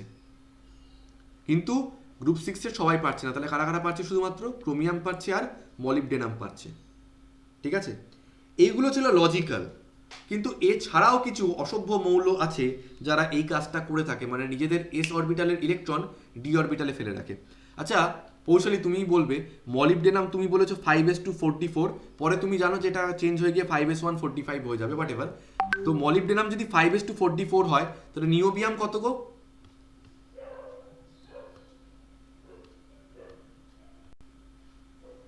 5s143. No no no no no, molybdenum 5s244 বলেছো, তাহলে 5s1 বলছো কেন? Periodicity 5s243. 5s243। তাহলে নিওবিয়াম কি করছে, যেটা কোনো লজিক নেই, কেন করছে জানি না, আবারও বলছি এটা কেমিক্যাল প্রপার্টি ওর নিজের। এসের একটা অরবিটাল, এসের একটা ইলেকট্রন ডি এর মধ্যে ফেলে দিচ্ছে, এসের একটা ইলেকট্রন ডি এর মধ্যে ফেলে দিচ্ছে। তাহলে নিওবিয়াম কি হয়ে যাবে স্যার? নিওবিয়াম হয়ে যাবে 5s144, যেটা লজিক নেই কোনো। কেন করছে ওই জানে, কেন করছে ওই জানে, এটা আমি তুমি জানি না, এটা ওই জানে। ঠিক আছে, আচ্ছা। সিলভার, সিলভার হচ্ছে 5s2 4d9, যেটা পরে 5s1 4d10 হয়ে যায়। বৈশাখী, তাহলে প্যালাডিয়ামটা কত হবে? 5s248. 5s2 4d8। জানি না কেন, উইদাউট লজিক প্যালাডিয়াম ও নিজের এস অরবিটালের ইলেকট্রনটা ডি এর মধ্যে ফেলে দিচ্ছে। তাহলে কি হয়ে যাবে ওটা? 5s1 4d9। আরেকজন এই কাজটা করে, সেটা হচ্ছে রুথেনিয়াম। রুথেনিয়ামও এই কাজটা করে। ঠিক আছে, রুথেনিয়াম হচ্ছে 5s2 4d6, ও নিজের একটা ইলেকট্রন এস থেকে ডি এর মধ্যে ফেলে দেয়। তাহলে কি হয়ে যাবে? 5s1 4d7। আর একটা এলিমেন্ট বাকি আছে যে এই জিনিসটা দেখায়, সেটাকে প্ল্যাটিনাম। প্ল্যাটিনাম গোল্ড কি হয়? 6s2 5d9, 6s2 5d9। তাহলে প্ল্যাটিনাম কি হবে? প্ল্যাটিনাম হবে হচ্ছে 6s2 5d8। ও কি করে? 6s এর একটা ইলেকট্রন ডি অরবিটালে ফেলে দেয়। তাহলে কি হয়ে যাবে? 6s1 5d9, 6s1 5d9। তাহলে একবার তোমরা চোখ বুলিয়ে দেখো তো কোন কোন এলিমেন্ট এইটা করেছে। মনে রাখতে গেলে এমন কিছু কঠিন নয় এটা যে তোমরা একেবারে মনে রাখতে পারবে না। তোমরা যে মনে রাখতে পারবে না এমন কিছু কঠিন এটা নয়। ওয়েট, এমন কিছু কঠিন এটা নয়। কারা কারা দেখাচ্ছে? গ্রুপ ইলেভেনের যারা আছে, কপার, সিলভার, অরাম, রোন্টেজিনিয়াম, এই চারজন দেখাচ্ছে। আর গ্রুপ সিক্সের দেখানো উচিত ক্রোমিয়াম, মলিবডেনাম, কিন্তু টাংস্টেন, এসজি এরা দেখাচ্ছে না। তাহলে শুধু মনে রাখতে হবে যে গ্রুপ সিক্সের দুজনই দেখায়। কারা কারা? ক্রোমিয়াম আর মলিবডেনাম। গ্রুপ ইলেভেনে তো সবাই দেখাচ্ছে D10 স্টেবিলিটি গেন করার জন্য। আর D5 স্টেবিলিটি কারা গেন করছে? ক্রোমিয়াম আর মলিবডেনাম। উইদাউট এনি লজিক যারা করছে সেটা হচ্ছে নিওবিয়াম, রুথেনিয়াম, প্যালাডিয়াম, প্ল্যাটিনাম। এই চারজন, নিওবিয়াম, রুথেনিয়াম, প্যালাডিয়াম আর প্ল্যাটিনাম, এই চারজন উইদাউট এনি লজিক কাজটা করছে। প্রত্যেকে বলো এই জিনিসটা বুঝতে পেরেছো কিনা ফার্স্ট? প্যালাডিয়ামেরটা কি বললে?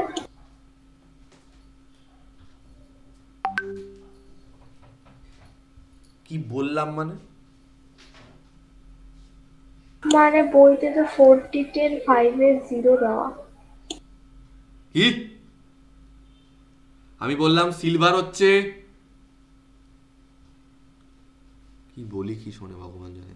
আমি বললাম যে সিলভার হচ্ছে 5s2 4d9, সেখান থেকে সিলভার করে নেয় 5s1 4d10,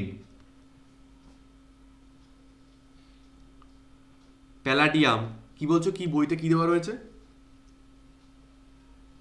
না না ঠিক আছে।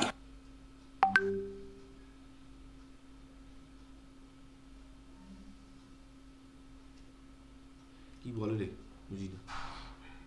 ওকে, সো তাহলে আমরা এটা বুঝতে পেরেছি, ক্লিয়ার? দেখে নাও সবাই, কোনো ডাউট আছে কিনা? এখন এক্সেপশনাল কেস বলা বাকি আছে, চিন্তা নেই, পুরোটা ক্লিয়ার করি তারপর ছাড়বো আজকে। তাহলে আমাদের বিদঘুটে এলিমেন্ট কটা মনে রাখতে হচ্ছে? আমাদের বিদঘুটে এলিমেন্ট মনে রাখতে হচ্ছে বেসিক্যালি তিনটে। একটা হচ্ছে নিওবিয়াম, প্যালাডিয়াম আর প্ল্যাটিনাম। নিওবিয়াম, প্যালাডিয়াম আর প্ল্যাটিনাম। দেখে নাও এত অব্দি। তাহলে কটা এলিমেন্ট টোটাল সব মিলিয়ে? ও আরেকটাও আছে, sorry sorry sorry, niobium, ruthenium, palladium আর প্ল্যাটিনাম। ক্লিয়ার? মুছে দিচ্ছি তাহলে, কারণ এবার এই চারটে এলিমেন্টের মধ্যে গল্প বলবো। নিওবিয়াম, রুথেনিয়াম, প্যালাডিয়াম, প্ল্যাটিনামের মধ্যে গল্প বলবো এবারে।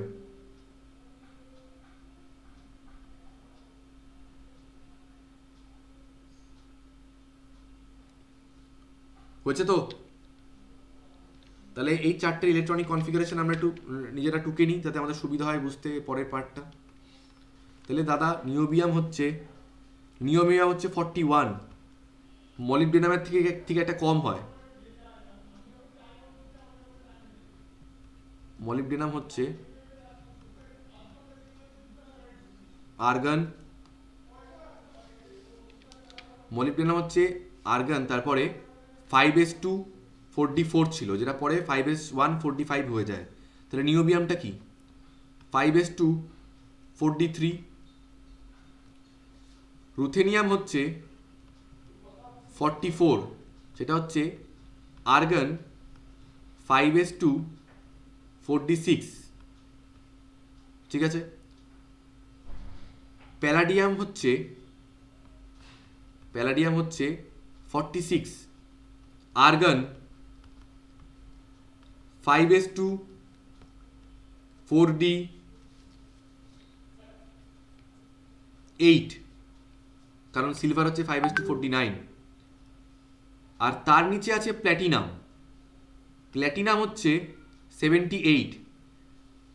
প্ল্যাটিনাম আছে ঠিক গোল্ডের পরে। তো গোল্ড কি হয়? গোল্ড হয় হচ্ছে 6s2 5d9।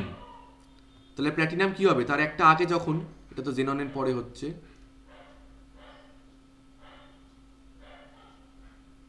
এগুলো আর্গন কেন লিখেছে? এগুলো ক্রিপ্টন হবে, সরি সরি, আর্গন না, এগুলো ক্রিপ্টনের পরে আছে।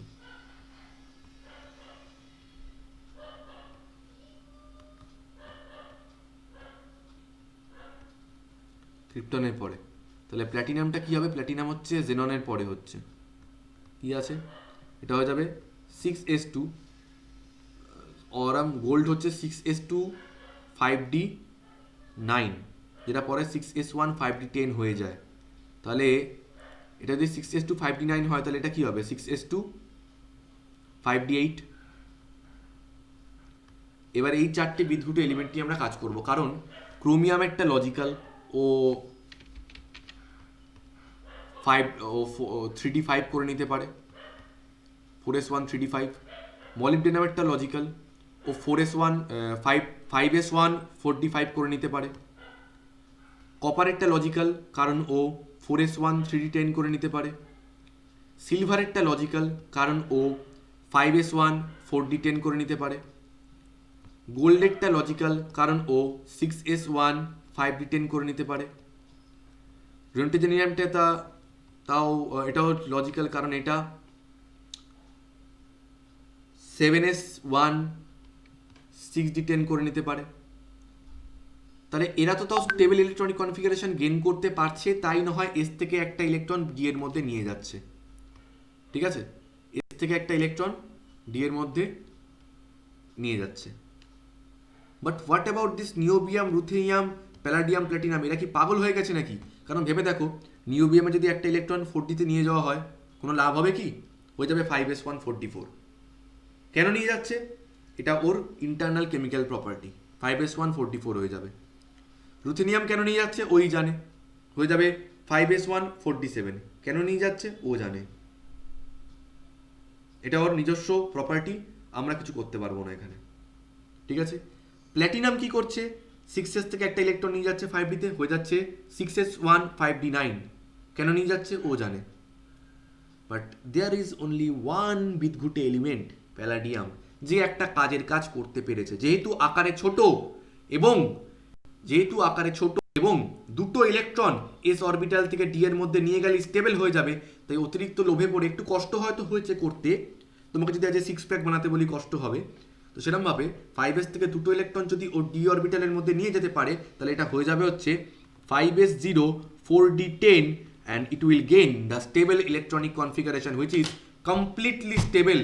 তাহলে একমাত্র প্যালাডিয়াম হচ্ছে এই চারটে এলিমেন্টের মধ্যে এমন একটা এলিমেন্ট যে সত্যি ইলেকট্রনিক ট্রান্সফার করার পরে কটা ইলেকট্রন ট্রান্সফার করে, ও দুটো ইলেকট্রন ট্রান্সফার করে। বাকি নিওবিয়াম, রুথেনিয়াম, প্ল্যাটিনাম এরা সবাই একটা করে ইলেকট্রন ট্রান্সফার করছে, করে ঘন্টার মাথা কিছুই লাভ হচ্ছে না। নিওবিয়াম হয়ে যাচ্ছে 5s144, রুথেনিয়াম হয়ে যাচ্ছে 5s145, প্ল্যাটিনাম হয়ে যাচ্ছে 6s2 5d9। But palladium is the only element যে একসঙ্গে দুটো ইলেকট্রন ট্রান্সফার করে 5s0 4d10 হয়ে যায়। ক্লিয়ার কিনা বলো তাড়াতাড়ি করে, ক্লিয়ার কিনা বলো তাড়াতাড়ি। তাহলে ডি ব্লকের একমাত্র হাতে গোনা কয়েকটা এলিমেন্টই কিন্তু এই অ্যাবনর্মাল ইলেকট্রনিক কনফিগারেশন দেখায়। লজিক্যাল কারা কারা? Chromium, molybdenum. গ্রুপ 6 এর হচ্ছে ক্রোমিয়াম, মলিবডেনাম, যারা D5 তৈরি করতে পারে। আর লজিক্যাল কারা? গ্রুপ 11 এর যারা কপার, সিলভার, গোল্ড, রন্টিজেনিয়াম, যারা D10 তৈরি করতে পারে, স্টেবল ইলেকট্রনিক কনফিগারেশন। ইললজিক্যাল কারা? নিওবিয়াম, রুথেনিয়াম, প্যালাডিয়াম, প্ল্যাটিনাম, যারা ইলেকট্রনিক কনফিগারেশন চেঞ্জ করেও কিছু লাভ করতে পারে না। নিওবিয়াম তৈরি করে D4, প্ল্যাটিনাম তৈরি করে D9, রুথেনিয়াম তৈরি করে D7, কিন্তু একমাত্র প্যালাডিয়াম যে আবার দুটো ইলেকট্রন ট্রান্সফার করে দেয় হয়ে যায় 5s0 4d10। তোমাদের না ডি ব্লকটা পুরো চোখে ভাসা উচিত। ডি ব্লকের পুরো ফান্ডামেন্টাল তোমাদের সামনে পুরো খুলে দিয়েছি, ডি ব্লককে উলঙ্গ রাজা করে দিয়েছি আজকে তোমাদের সামনে। এরপরও না পারলে কিন্তু আমার দুঃখ লাগবে। সো ইলেকট্রনিক কনফিগারেশনগুলো তোমাদের বইতে রয়েছে, দেখিয়ে দিচ্ছি এখান থেকে।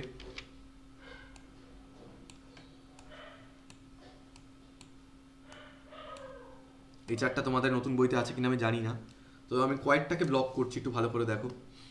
ক্রোমিয়াম ছিল 3d4 ছিল হচ্ছে 4s2 3d4 হয়ে গেছে 4s1 3d5। ওরা 3dটাকে আগে লিখছে, হ্যাঁ 4s আগে লেখা উচিত বেসিক্যালি। মলিবডেনাম ছিল হচ্ছে 5s2 44 হয়ে গেছে 5s1 45 লজিক্যাল। কপার ছিল হচ্ছে 4s2 3d9 হয়ে গেছে 4s1 3d10 stable electronic configuration. Silver ছিল হচ্ছে 5s2 4d9 হয়ে গেছে 5s1 4d10। গোল্ড ছিল 6s2 5d9 হয়ে গেছে 6s1 5d10। রন্টেজেনিয়াম ছিল 7s2 6d9 হয়ে গেছে 7s1 6d10। লজিক্যাল। এবার আসছি আমি ইললজিক্যালগুলোতে।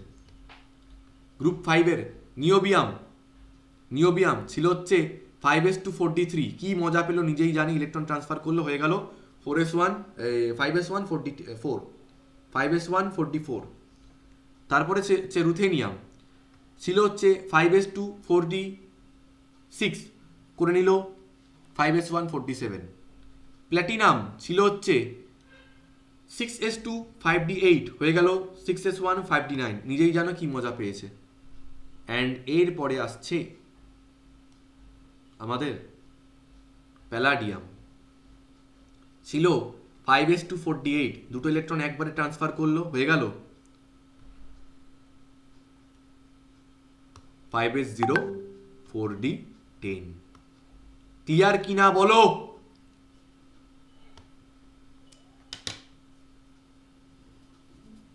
ডান। The basics of D block elements done. আচ্ছা বৈশালী, আমি সন্ধিগত মৌলের সংজ্ঞা কি বলেছি? মানে সংজ্ঞা না, মানে কারা কারা সন্ধিগত মৌল হয়, তাদেরকে বলতে পারি আমরা সন্ধিগত মৌল। তাড়াতাড়ি করে unmute.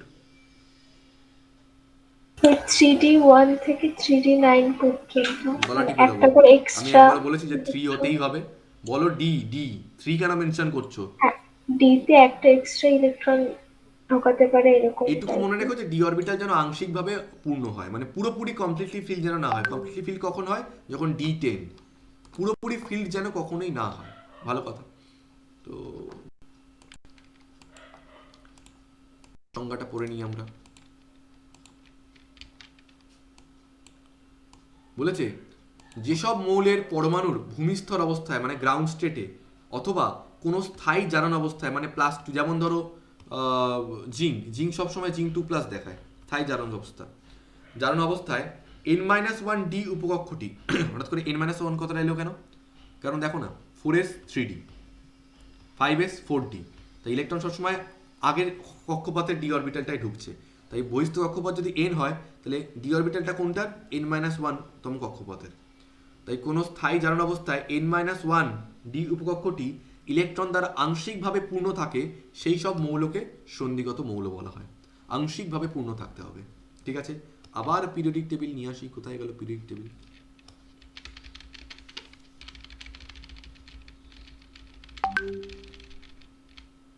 Yeah, look at this: zinc, cadmium and mercury. Zinc is 3d10 4s2 মানে 4s2 3d10, ক্যাডমিয়াম হচ্ছে 5s2 4d10, মার্কারি হচ্ছে 6s2 5d10। এটা কথা বলো তো। জিঙ্ক, হ্যাঁ জিঙ্ক কি দেখায়? জিঙ্ক হচ্ছে কি রয়েছে, কি করবো বলো তো, ওয়েট,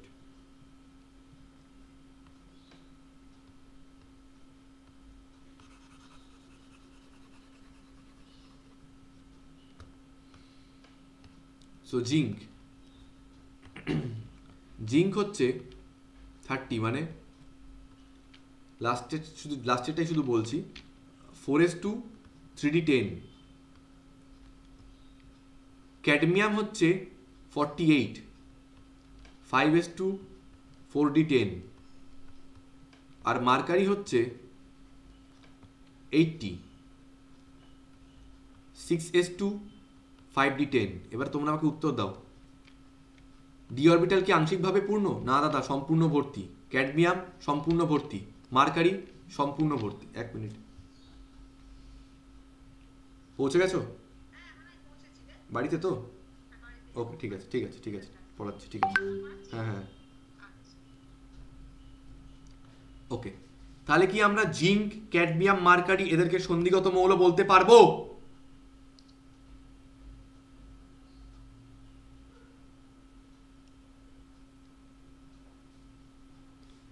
ভেরি গুড, পারবো না। এই বৈশালী, হ্যাঁ কি আবার? বৈশালী তুমি হ্যাঁ বললে কেন?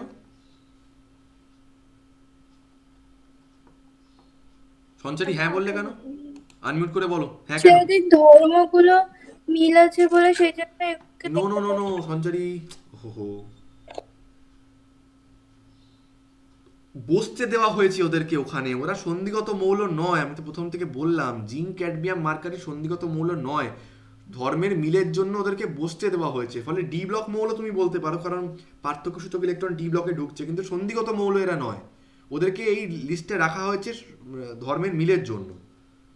সন্ধিগত মৌল কেন হতে যাবে? বৈশালী কেন বললে তুমি হ্যাঁ? ওই মিলের কারণে, হ্যাঁ ওই ধর্মের মিল, সেই ধ্যাৎ, জন্য। বাজে বাজে কথা। যাই হোক, এইবার কথা হচ্ছে তা আমরা ঠিক তার আগের গ্রুপটাকে একটু দেখবো এবারে।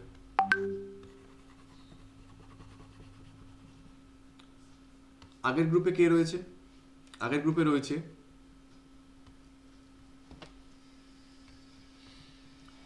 Copper, silver, aurum. এরা copper, silver, aurum.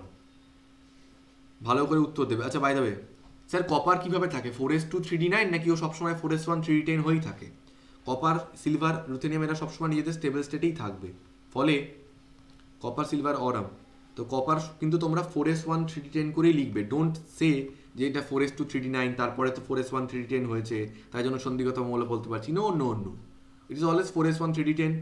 Silver is also 5s1 4d10, gold is also 7s1 6d10।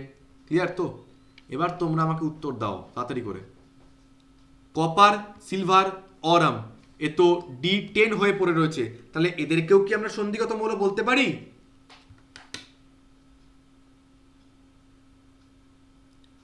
কেউ হ্যাঁ বলছে, কেউ না বলছে। যারা হ্যাঁ বলছো, রিশা হ্যাঁ বলেছো, আনমিউট করে রিজন বলো, ওয়াই হ্যাঁ। কারণ এরা তো ডি ব্লকের এলিমেন্ট প্লাস সন্ধিগত মৌলই। হ্যাঁ, এটা আবার কি কথা ছিল? তাহলে তো ওগুলো জিঙ্ক, ক্যাডমিয়াম, মার্কারি ওদের কত সন্ধিগত মৌল বলতে পারি আমরা, ওরা তো ডি ব্লকেরই মৌল। সন্ধিগত মৌল তাদেরকে বলা হবে যাদের D10 থাকবে না, যাদের তো D10 থাকছে, তাহলে কি থেকে সন্ধিগত মৌল বলতে পারবো আমরা? না। সঞ্চারী কেন? হ্যাঁ কেন?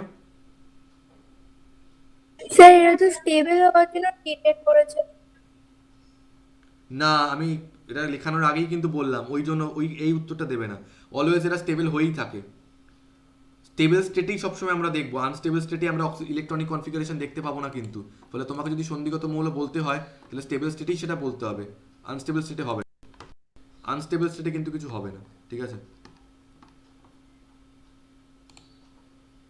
তার মানে যেগুলো D10 সেগুলো প্রত্যেকটাই সন্ধিগত মৌল নয়। নয়, এক্স্যাক্টলি নয়।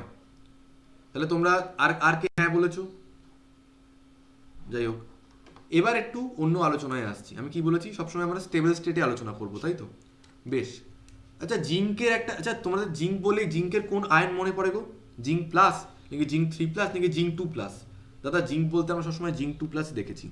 তো চলো জিঙ্ক 2+ বার করি। জিঙ্ক 2+ মানে ইলেকট্রনটা কোথা থেকে বেরোবে? 4s থেকে না 3d থেকে? সবসময় সর্ববহিস্থ কক্ষপথ থেকে বেরোয়। সর্ববহিস্থ কক্ষপথ কোনটা? 4s। তো 4s থেকে দুখানা ইলেকট্রন বেরিয়ে গেলে কি হয়ে যাবে? 4s0 3d10, মানে 4s বলতে আর কিছু নেই বেসিক্যালি, 3d10 পড়ে রয়েছে। ক্যাডমিয়ামের স্টেবল স্টেট কি হয় দাদা? ক্যাডমিয়াম ও ক্যাডমিয়াম 2+, CdSO4 কোথা থেকে বেরোবে? 5s থেকে বেরোবে। তাহলে কি হয়ে যাবে? 5s0 4d10। মার্কারি কি হয়? এই তোমাদেরকে সেই আমি অ্যালকাইনের জল সংযোজন বিক্রিয়া করিয়েছি না, HgSO4 বা Hg2+, তাহলে Hg2+ কি হয়ে যাবে? 6s0 5d10। তাহলে দেখো, পরমাণু তো পরমাণু, মানে নিস্তড়িত অবস্থা তো ছেড়েই দাও, স্থায়ী আয়নীয় অবস্থাতেও এরা D10 করেই রাখছে। এবার তোমরা আমাকে বলো, কপারের একটা কমন অক্সিডেশন স্টেট কি আছে দাদা? Cu2+, stable copper sulphate, Cu2+। কোথা থেকে ইলেকট্রন বেরোবে দাদা? দুটো ইলেকট্রন বার করতে হবে, একটা 4s থেকে বেরোবে, তো 4s এ একটাই রয়েছে, হয়ে যাবে 4s0। তাহলে আরেকটা ইলেকট্রন কোথা থেকে বেরোবে? 3d10 থেকে বেরোবে, বেরোলে কি হয়ে যাবে? 3d9। ওকে। সিলভার কি হয় দাদা? সিলভার Ag2+ যদি হয়, Ag+, দুটোই হয়, স্টেবল হচ্ছে Ag2+। তো 5s থেকে একটা বেরোবে আর 4d থেকে একটা বেরোবে, কি হয়ে যাবে? 4d9। অরাম কি হয়? অরাম হচ্ছে 3+ আয়ন তৈরি করে, 7 থেকে একটা বেরোবে আর 6d থেকে দুখানা বেরোবে, তাহলে কি হয়ে যাবে? এটা 6d8। তাহলে কপার 2+, Ag2+, Au3+, এই তিনটে হচ্ছে তিনটে stable ionic state. Cu2+, Ag2+, Au3+, এই তিনটে হচ্ছে তিনটে স্টেবল আয়নিক স্টেট। বাঁদিকের জিঙ্ক, ক্যাডমিয়াম, মার্কারি নিস্তড়িত অবস্থা বা আয়নীয় অবস্থা কখনোই D10টাকে ছাড়ছে না, কিন্তু ডান দিকে আমরা দেখতে পাচ্ছি কপার নিস্তড়িত অবস্থাতে 3d10 হলেও স্থায়ী আয়নীয় অবস্থাতে কিন্তু 3d9 হয়ে যাচ্ছে। সিলভার নিস্তড়িত অবস্থাতে 4d10 হলেও, বলো কখন দেবে? আচ্ছা ঠিক আছে, আমার এই পড়ানো শেষ হচ্ছে এখন। 5 মিনিট। ঠিক আছে। আচ্ছা ঠিক আছে, আচ্ছা ঠিক আছে। আচ্ছা ইয়া, তারপর কি বললাম? তাহলে সিলভার নিস্তড়িত অবস্থায় 4d10, Ag2+ যখন স্থায়ী আয়নীয় অবস্থায় তখন 4d9 হয়ে যাচ্ছে। গোল্ড 6d10, কিন্তু আয়নীয় অবস্থায় 6d8 হয়ে যাচ্ছে। তার মানে নিস্তড়িত অবস্থাতে যদি D10 হয়ও, স্থায়ী আয়নীয় অবস্থাতে যদি অ্যাটলিস্ট ও D10টাকে D9 বা D8 হয়, তাহলেই তোমরা ওগুলোকে সন্ধিগত মৌল বলতে পারবে। তাহলে এবার তোমরা উত্তর দাও, জিঙ্ক, ক্যাডমিয়াম, মার্কারি এরা সন্ধিগত মৌল নয়, কিন্তু কপার, সিলভার, অরাম এরা কি সন্ধিগত মৌল নাকি নয়? বলো, তাড়াতাড়ি করে রেসপন্স করবে।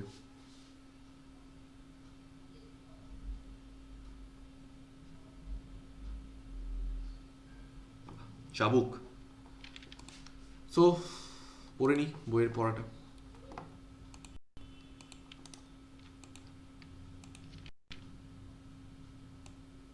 বলেছে কপার, এজি ও এইউ কে সন্ধিগত মৌলরূপে গণ্য করা যায় যায় কারণ সিউ2 আগে এটা পড়ি তো, তারা সেকেন্ড পয়েন্টটাকে পড়ো। জিঙ্ক, ক্যাডমিয়াম, মার্কারিকে সন্ধিগত সারির মৌলরূপে গণ্য করা যায় না কারণ সংশ্লিষ্ট পরমাণু বা আয়নগুলির ক্ষেত্রে 3D 4D ও 5D উপকক্ষগুলি ইলেকট্রন দ্বারা পরিপূর্ণ থাকে। জিঙ্ক হলেও 3D10, জিঙ্ক 2+ হলেও 3D10, ক্যাডমিয়াম হলেও 4D10, ক্যাডমিয়াম 2+ হলেও 4D10, মার্কারি হলেও 5D10, মার্কারি 2+ হলেও 5D10। বাট এখানে কপারের ক্ষেত্রে দেখতে পাচ্ছি আমরা copper 3D10 4s1, but copper 2+ 3D9। আর বোঝাবো না, অলরেডি সবুজের মধ্যে দেখিয়ে দিচ্ছি তোমাদের এগুলো। তাই কপার, সিলভার, অরাম এগুলো হচ্ছে সন্ধিগত মৌল, কিন্তু জিঙ্ক, ক্যাডমিয়াম, মার্কারি এগুলোকে আমরা সন্ধিগত মৌল বলতে পারি না। তাহলে দাদা কেন এদেরকে আমরা সন্ধিগত মৌলের মধ্যে ফেলেছি? কারণ তোমাদের এর পরে একটা চ্যাপ্টার আছে যার নাম হচ্ছে কোঅর্ডিনেশন কেমিস্ট্রি, নেক্সট উইকে তোমাদেরকে পড়াবো, যেটাকে বাংলায় বলা হয় জটিল বা সবর্গীয় যৌগ। সেই চ্যাপ্টারে আমরা দেখেছি যে ডি ব্লক মৌলগুলো জটিল আয়ন বা জটিল যৌগ উৎপন্ন করে। তো ডি ব্লকের অন্যান্য মৌলগুলোর মতো জিঙ্ক, ক্যাডমিয়াম এবং মার্কারি এরাও এই সন্ধিগত মৌল উৎপন্ন করে বলে, সন্ধিগত মৌল বলছি, এরাও এই জটিল সবর্গীয় যৌগ উৎপন্ন করতে পারে বলে এদেরকে আমরা সন্ধিগত মৌলের আন্ডারে ফেলেছি। Clear or not everyone? আজকের মতো পড়া এখানেই শেষ। We are done with D block. পরের দিন যেন এত অবধি পুরো পড়া হয়। আর যদি তোমরা মনে করো যে কেউ পড়বে না, তো পড়ো না, আমার কিচ্ছু যায় আসে না। লিভ।